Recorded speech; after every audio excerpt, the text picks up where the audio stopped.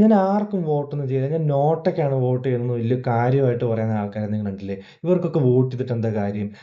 അതുകൊണ്ട് ഞാൻ ഇപ്രാവശ്യം നോട്ടയ്ക്ക് ചെയ്യും എന്നൊക്കെ ഒരുപാട് ആൾക്കാർ പറയാറുണ്ട്. നിങ്ങൾ ആ കൂട്ടത്തിൽപ്പെട്ട ആളാണോ? എങ്ങനെയാണ് നോട്ട വർക്ക് ചെയ്യുന്നതെന്ന് നമുക്കൊന്ന് നോക്കിയാലോ? അതായത് നിങ്ങൾക്ക് ഒരു ഇലക്ഷനിൽ തെരഞ്ഞെടുപ്പിൽ മത്സരിക്കുന്ന സ്ഥാനാർത്ഥികളെ അവരോടൊന്നും നിങ്ങൾക്ക് യോജിക്കാൻ വേണ്ടി പറ്റുന്നില്ല. അപ്പം അങ്ങനെ പറ്റാത്തൊരു സാഹചര്യത്തിൽ നിങ്ങൾക്ക് ഉള്ള ഒരു ഓപ്ഷനാണ് നോട്ട. അപ്പം നോട്ടയ്ക്ക് ഭൂരിപക്ഷം കിട്ടിയാൽ എന്താണ് സംഭവിക്കുക? അതായത് നിങ്ങളിപ്പോൾ ഒരു 3 പേര് മത്സരിക്കുന്നുണ്ട്. ആ 3 പേർക്കും വോട്ട് ചെയ്തിട്ടില്ല. നോട്ടയ്ക്കാണ് കൂടുതൽ വോട്ട് കിട്ടിയത്. അപ്പോൾ സ്വാഭാവികമായിട്ടും നമ്മൾ ചിന്തിക്കുന്നത് എന്താണ്? നോട്ടയ്ക്ക് ഭൂരിപക്ഷം കിട്ടിയിട്ടുണ്ടെങ്കിൽ ആ വോട്ട് ആ തെരഞ്ഞെടുപ്പ് അസാധുവാകും എന്നാണോ നിങ്ങൾ വിചാരിക്കുന്നത്? പക്ഷെ അങ്ങനെയല്ല നിയമം. നോട്ടയ്ക്ക് ഭൂരിപക്ഷം കിട്ടിയിട്ടുണ്ടെങ്കിൽ കൂടുതൽ വോട്ട് കിട്ടിയ രണ്ടാമത്തെ ആളായിരിക്കും ആ തെരഞ്ഞെടുപ്പിൽ വിജയിക്കുന്നത്.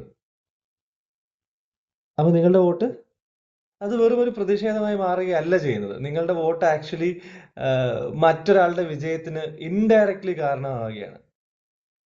അതാണ് പറയുന്നത് എല്ലാം പൊളിറ്റിക്കലാണ്.